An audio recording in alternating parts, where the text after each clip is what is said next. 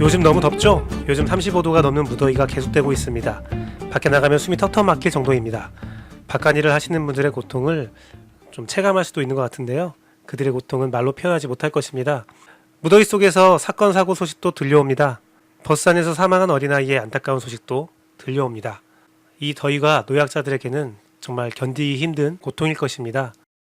버스 안에서 사망한 어린아이의 안타까운 소식은 조금만 더 주의하면 되는데, 조금만 더 주위를 돌아봤으면 그런 일이 벌어지지 않았을 텐데 더욱더 슬프고 안타까운 일입니다. 조금 귀찮아도 해야 할 일은 꼭 합시다. 조금 귀찮아도 주위를 조금만 더 돌아보는 우리가 됐으면 좋겠습니다. 나에겐 견딜 수 있는 무더위에 목숨을 잃어버리는 사람도 있습니다.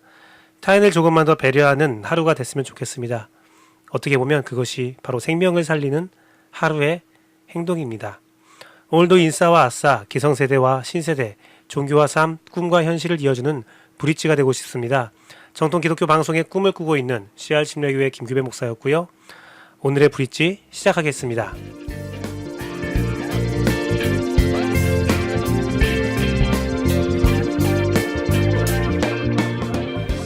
브릿지 방송은 큐티한 남자를 시작으로 매일 다른 내용의 방송으로 여러분을 찾아가고 있습니다. 오늘은 동화로 보는 세상입니다. 오늘 큐티한 남자의 본문은 사도행전 17장 16절에서 23절이고요. 동화로 보는 세상은 아기돼지 삼형제입니다. 먼저 큐티한 남자, 오늘의 본문은 사도행전 17장 16절에서 23절입니다. 사도행전 17장 16절에서 23절 개역개정의 말씀으로 보도록 하겠습니다. 바울이 아덴에서 그들을 기다리다가 그 성에 우상이 가득한 것을 보고 마음에 격분하여 회당에서는 유대인과 경건한 사람들과 또 장터에서는 날마다 만나는 사람들과 변론하니 어떤 에피쿠로스와 스토아 철학자들도 바울과 쟁론할세 어떤 사람은 이르되 이 말쟁이가 무슨 말을 하고자 하느냐 하고 어떤 사람은 이르되 이방 신들을 전하는 사람인가 보다 하니 이는 바울이 예수와 부활을 전하기 때문이로라. 그를 붙들어 아레오바고로 가며 말하기를 내가 말하는 이 새로운 가르침이 무엇인지 우리가 알 수 있겠느냐. 내가 어떤 이상한 것을 우리 귀에 들려주니 그 무슨 뜻인지 알고자 하노라 하니 모든 아덴 사람과 거기서 나그네 된 외국인들이 가장 새로운 것을 말하고 듣는 것 이외에는 달리 시간을 쓰지 않음이로라. 바울이 아레오바고 가운데 서서 말하되 아덴 사람들아 너희를 보니 범사에 종교심이 많도다. 내가 두루 다니며 너희가 위하는 것들을 보다가 알지 못하는 신에게라고 새긴 단도 보았으니 그런즉 너희가 알지 못하고 위하는 그것을 내가 너희에게 알게 하리라. 아멘. 현존 최고의 철학도시, 공부하는 사람들에게 유토피아, 한 번은 꼭 가고 싶은 곳, 학업하는 자들의 메카, 바로 과거의 아테네였습니다. 바울은 아테네에 도착합니다. 많은 환상을 가지고 아테네에 왔을 것이죠. 많은 기대감이 있었을 것입니다. 그런데 그가 본 것은 엄청난 수의 우상이었습니다. 바울은 이에 격분합니다. 화를 참지 못하지요. 복음을 위해 그토록 참을린을 몇백 번 새긴 바울이 참지 못했다는 것은 그의 분노의 크기를 가늠해 줍니다. 격분에 찬 그는 날마다 만나는 자들과 결론을 펼치게 됩니다. 그러자 양대 철학의 학자들이 바울과 예수 그리스도에게 관심을 가지게 됩니다. 하지만 그 정도였습니다. 그냥 관심, 호기심이었죠. 저는 성경 공부를 좋아합니다. 대학 시절부터 성경 공부 동아리에 들었고 교회 사역을 할 때도 성경 공부 중심의 사역을 했습니다. 그런데 성경 공부를 하면 할수록 성경은 머리로 공부하는 것이 아니라 가슴으로 해야 한다는 생각이 들고 있습니다. 단순한 지적 호기심을 넘어서 성경을 통해 하나님을 만나고 마음으로 하나님께 순종하며 삶으로 고백해야 한다는 생각을 가지게 됩니다. 성경을 잘 알고 외우고 각종 지명과 역사, 고고학을 잘 알고 각종 신학을 섭렵하였다 해서 성경을 잘한다? 아니죠. 하나님을 잘 알 수 있다? 그렇게 말할 수 없지요. 그의 입과 행동에서 어떤 말이 나오는가? 그 안에 진정한 사랑과 성령님의 도우심이 있는가? 사람을 살리는 사람인가? 아니면 사람을 죽이는 자인가? 이에 따라 그가 가진 성경 지식은 오히려 우상이 되기도 합니다. 자기를 우상으로 만들고 자기 앞에 무릎을 꿇게 하는 용도로 사용되기도 합니다. 우리는 그 사람의 입과 그 사람의 마음에 무엇이 있는지를 잘 돌아보고 분별할 필요가 있습니다. 베드로는 성경 해석에 대해서 베드로서를 통해서 성령의 인도하심 없이는 누구도 성경을 해석하지 말라라고 조언했습니다. 성경은 단순한 지적 호기심의 탐구 대상이 아니라 성령님의 인도하심을 받아야만 진리를 깨달아 알 수 있는 하나님의 말씀입니다. 어떤 영화나 소설은 의미가 너무 숨겨져 있어서 감독, 혹은 저자의 만남, 인터뷰, 해석이 필요한 경우가 있습니다. 그것이 이루어지지 않으면 각종 해석이 난무하지요. 저마다 자신의 이론을 들면서 설명을 하려고 합니다. 그러나 어떤 논리가 있어도 감독, 저자의 말이 진리입니다. 모든 것을 정리하게 합니다. 성경도 그러합니다. 성령 하나님이 모든 것들을 정리하고 오직 진리를 말할 수 있는 유일한 분이십니다. 오늘날 현대 기독교는 성경 공부에 탁월합니다. 성도들도 사역자들도 정말 탁월합니다. 많은 책이 나왔고 많은 정보들을 쉽게 얻을 수도 있습니다. 조금만 관심이 있으면 석학들의 주장을 쉽게 찾아볼 수 있습니다. 안방에 앉아서 옛 수메르 신화부터 요세푸스의 역사까지 각종 고서를 쉽게 찾아볼 수 있는 시대입니다. 성지에 가지 않아도 3D 수준으로 성지를 만날 수 있는 시대입니다. 성경 원문 해석부터 배경까지 얻지 못하는 정보는 없습니다. 그러나 가장 중요한 것이 없지요. 바로 성령님이십니다.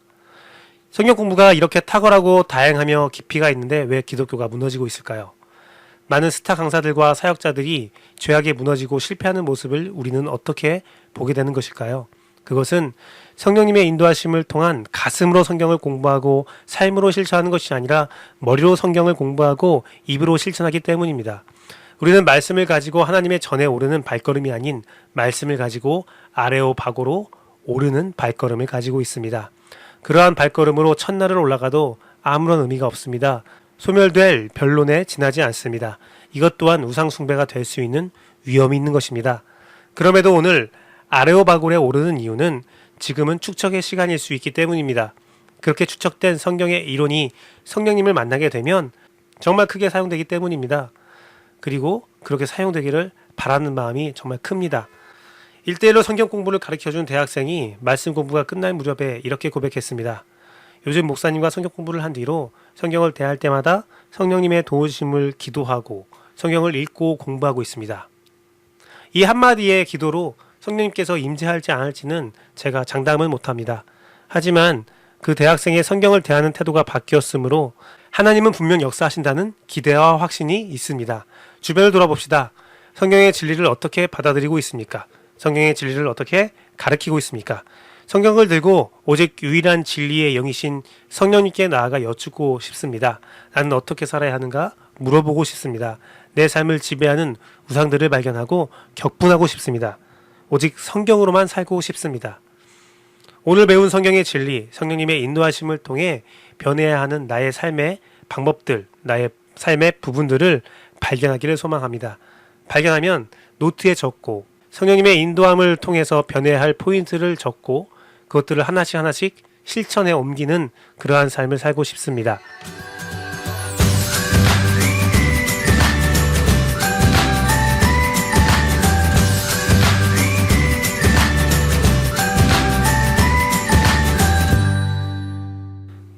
오늘 동화로 보는 세상은 아기돼지 삼형제입니다. 다 알고 있는 동화지만 제가 한번 읽어보겠습니다. 아기돼지 삼형제. 옛날 어느 숲속 마을에 엄마돼지와 아기돼지 삼형제가 살았어요. 아기돼지 삼형제는 들판을 뛰어다니며 맛있는 열매를 따먹고 무럭무럭 자랐습니다. 어느 날 엄마돼지가 아기돼지 삼형제에게 말했어요. 애들아, 너희들도 이제 다 컸으니 각자 집을 짓고 혼자 힘으로 살아보렴. 네, 엄마. 아기돼지 삼형제는 씩씩하게 대답했어요. 애들아, 사나운 늑대를 조심해야 한다. 아기돼지 삼형제는 꿀꿀꿀 노래를 부르고 휘파람을 부르며 길을 나섰어요. 첫째 돼지가 먼저 짐을 풀었어요. 아이고 다리야, 나는 여기에다 집을 지을 테야. 그럼 나는 이쪽. 그럼 나는 이쪽. 둘째 돼지와 셋째 돼지도 얼른 짐을 풀었지요. 아이고, 무엇으로 집을 지을까? 첫째 돼지가 주위를 둘러보았어요. 옳지, 히, 볏집이 좋겠어. 첫째 돼지는 볏집으로 설렁설렁 집을 짓고 맛있는 빵을 먹으며 낮잠을 잤어요. 무엇으로 집을 지을까? 둘째 돼지가 주위를 두리번거렸어요. 옳지, 나무가 좋겠어. 둘째 돼지도 나무를 주워다가 건성건성 집을 지었어요. 그리고 낮잠을 한참 때렸지요. 무엇으로 집을 지을까? 셋째 돼지는 주위를 살펴보았어요. 옳지, 벽돌이 좋겠어. 사나운 짐승이 쳐들어와도 끄떡없는 집을 지어야지. 늑대가 있다고 하잖아. 아이고 무서워라. 첫째 돼지와 둘째 돼지는 집을 뚝딱 지어놓고 셋째 돼지에게 왔어요. 야, 셋째야, 넌 아직도 집을 짓고 있니? 나처럼 나무로 지었으면 벌써 치고 돌아왔을 거 아니야. 첫째 돼지와 둘째 돼지는 셋째 돼지만 남겨놓고 마음껏 뛰어놀았어요. 셋째 돼지는 아랑곳하지 않고 정성껏 벽돌로 집을 지었지요. 사실 이렇게 벽돌로 집을 지으면 늑대가 먼저 와서 집을 다 짓기 전에 잡아먹을 텐데요. 어쨌든 이야기니까요. 다 기다려줍니다. 원래 그렇게 해요. 뭐 그 악당들도 영웅들 변신할 거 기다리는 것처럼 셋째 돼지가 벽돌로 집을 다 지을 때까지 늑대는 기다려줘야죠. 어느덧 뉘엿뉘엿 날이 저물어 갔어요. 야, 이거 날이 하룻밤 만에 벽돌집을 지었습니다. 설렁설렁 지은 거 아닌가요? 어쨌든 하룻밤 만에 셋째 돼지도 막 마지막 벽돌을 쌓았대요. 그때 어디선가 어슬렁어슬렁 늑대가 나타났어요. 늑대는 첫째 돼지 집으로 갔습니다. 아기 돼지야, 문 좀 열어버렴. 늑대잖아! 첫째 돼지가 깜짝 놀라 문을 꼭꼭 잠갔어요. 늑대는 그러자 집이 홀라당 날아가 버렸어요. 첫째 돼지는 둘째 돼지 집으로 얼른 도망쳤어요. 아기 돼지야, 문 좀 열어버렴. 싫어. 엄마가 늑대는 조심하랬어. 하지만 나무로 된 집은 날아가지 않았어요. 그런다고 내가 못 들어갈 줄 알고. 늑대는 온 힘을 다해 집을 끙 밀었어요. 그러자 둘째 집도 와르르 무너져버렸어요. 으악! 돼지 살려! 첫째 돼지와 둘째 돼지는 셋째 돼지 집으로 들어갔어요. 셋째 돼지는 형들이 들어오자 재빨리 문을 잠갔어요. 당장 문을 열지 않으면 이 집을 무너뜨리고 너희들을 몽땅 잡아먹고 말겠다. 뭐 문을 열어도 다 잡아먹는 것은 마찬가지죠. 화가 난 늑대가 멀쩍멀쩍 뛰었어요. 하지만 셋째 돼지는 용감하게 소리쳤어요. 헝! 그렇게 되지 않을걸. 이 집이 얼마나 튼튼한데. 늑대는 입김을 불어보고 끙 밀어도 보았지만 벽돌로 지은 집은 꿈쩍도 하지 않았어요. 근데 나무로 된 문은 발로 차면 같이 부서질 것 같은데 오류가 많습니다. 틀림없이 허술한 데가 있을 거야. 늑대는 구석구석 샅샅이 집을 살폈지만 아무런 빈틈도 찾을 수 없었어요. 창문도 있고 문도 있는데. 늑대는 약이 올라 발을 동동 구르다가 지붕을 보았어요. 그래, 저기로 들어가면 되겠군. 늑대는 굴뚝으로 냉큼 끼어 올라갔어요. 흥! 내가 그리 쉽게 당할 줄 알고. 셋째 돼지는 벽난로에 불을 지피고는 그 위에 커다란 솥을 걸고 물을 펄펄 끓였지요. 이거 읽을 때마다 생각하는 건데 참 돼지들이 잔인합니다. 누가 악인인지 모르겠어요. 늑대는 아무것도 모르고 살금살금 굴뚝을 내려오다가 그만 주르륵 미끄러져 솥에 풍덩 빠지고 말았어요. 누가 늑대 살려! 야, 우리가 이겼다!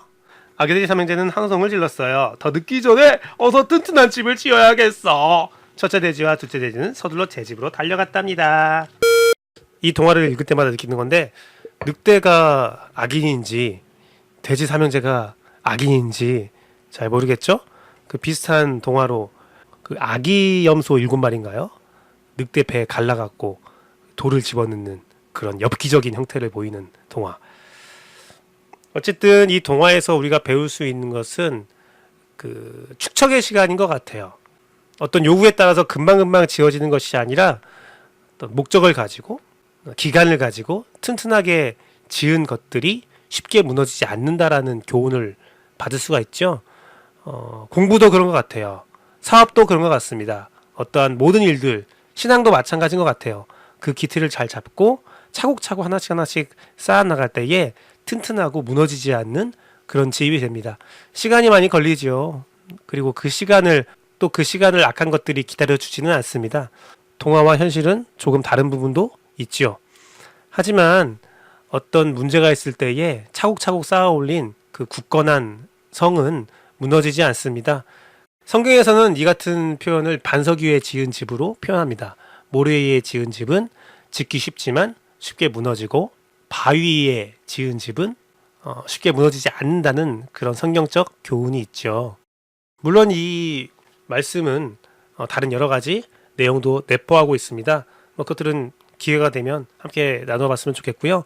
어쨌든 오늘 동화로 보는 세상에서 우리는 축척의 시간을 배우게 되고 지금 우리가 하고 있는 것들 하루하루를 건성건성으로 보내지 않고 정말 착실하게 내 인생의 벽돌을 쌓아나갈 때에 우리를 지키고 보호하는 멋진 집이 지어질 거라고 생각합니다. 오늘도 축적의 시간을 걸어가고 있는 사람들, 축적의 시간을 걸어가고 있는 여러분들, 저도 축적의 시간을 걸어가고 있는데요. 이 컨텐츠가 여러분에게 도움이 됐다면 추천과 구독, 좋아요, 알람 설정 부탁드리고요. 내일 또 새로운 브릿지로 찾아가 보도록 하겠습니다. 감사합니다.